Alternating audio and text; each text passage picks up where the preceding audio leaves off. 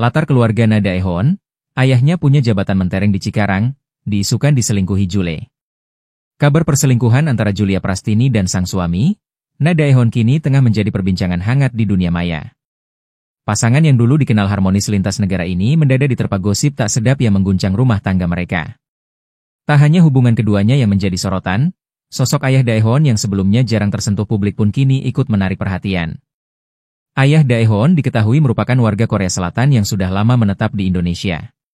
Ia pindah ke tanah air sejak tahun 2002 dan kini tinggal di kawasan industri Cikarang, Jawa Barat.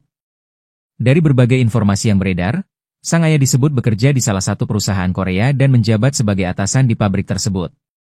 Jabatan tinggi yang diembannya membuatnya cukup disegani, baik di lingkungan kerja maupun di kalangan komunitas ekspatriat Korea di Cikarang. Sedangkan ibunya aktif dalam komunitas ekspatriat Korea di kawasan industri tersebut.